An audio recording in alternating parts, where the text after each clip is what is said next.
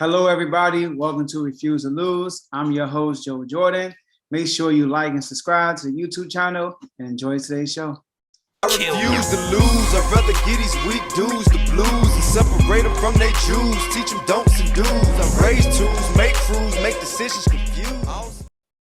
So Damian Lillard decides to stay with the Portland Trailblazers for now, at least. That's what he said in the video. I think that, in my opinion, I believe he should move on. He should move on for multiple reasons. I believe that he is more fit for a Robin role on a championship team versus a Batman role.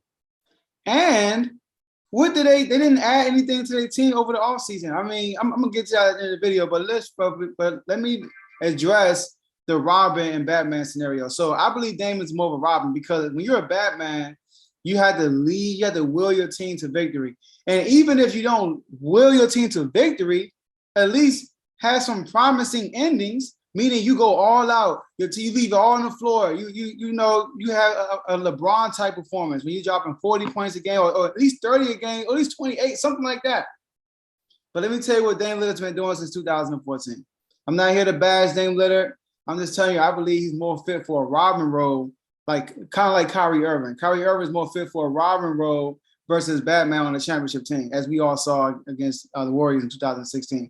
All right, so 2014, first round, beat the Rockets, hit the iconic, the wonderful, the great game winner on at the buzzer to close out the series against James Harden and Dwight Howard's Houston Rockets. But we all know James Harden's history when it comes to the playoffs. He doesn't show up either, right?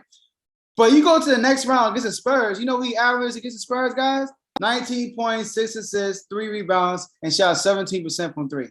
But we're not going to bash him because this is early in his career, but he played poorly. And also, Tony Parker did not play on a closeout game, by the way. He did not play.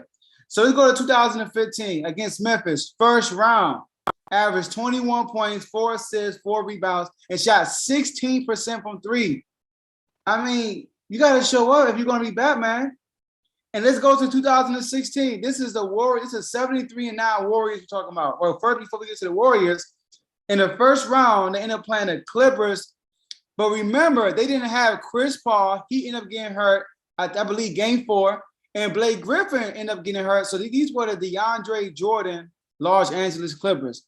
And they beat them. But in that series, Dame averaged 22 points, 4 rebounds, 5 assists, and shot 37% from the field, guys. I mean, it's not Batman type numbers.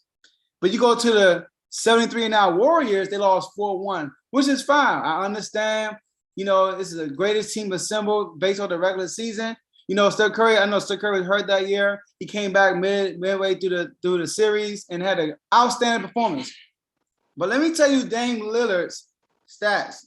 Not stats, but in the last 2 closeout games, Game 4 and Game 5. Game 4, he shot 30% from the field, 27% from three. Game 5, 29% from the field, 25% from three.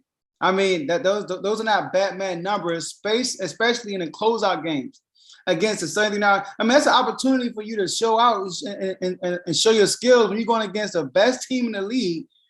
In the last 2 games, you shoot 30%, 29%. Those are not Batman type numbers. You go to 2017, swept by the KD Warriors, KD-led Warriors. I'm not going to go into detail of that. I understand. Hey, you got swept by the Warriors. Let's go next. 2018. This is the thing I get from a lot of people.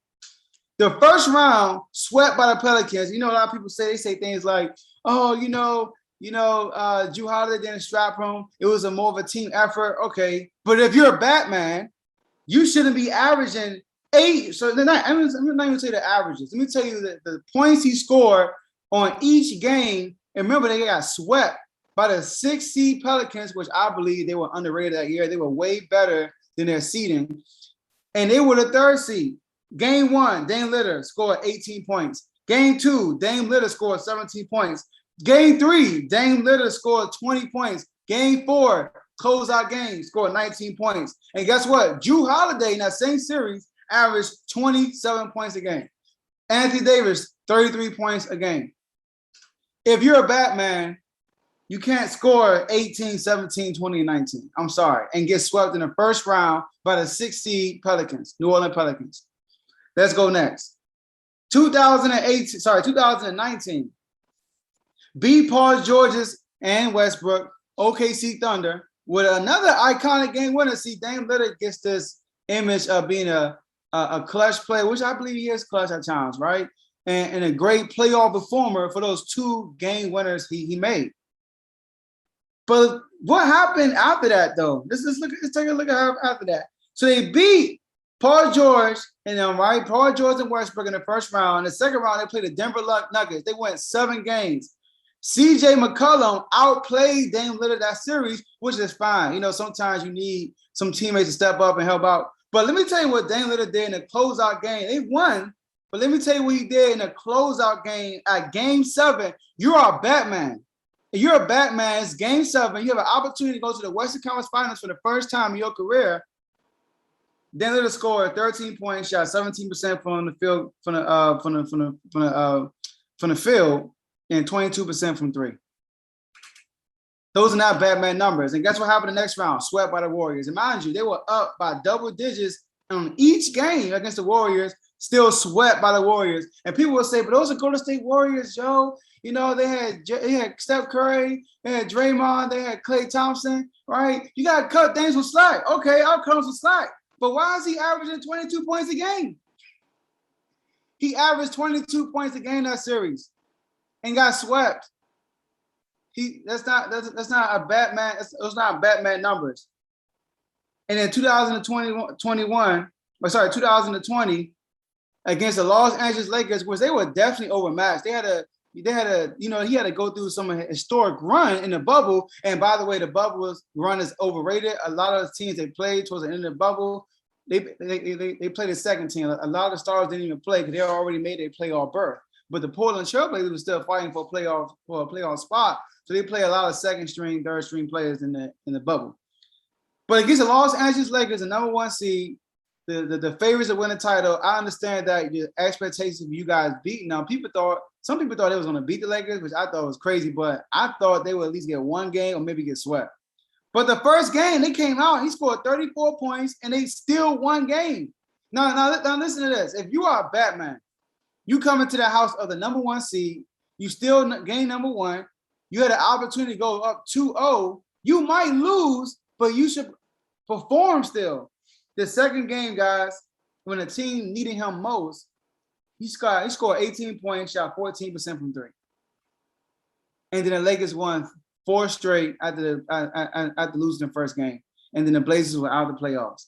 And then last year he didn't have a flame out, but last year is the reason why I'm confused on why he still want to stay in Portland.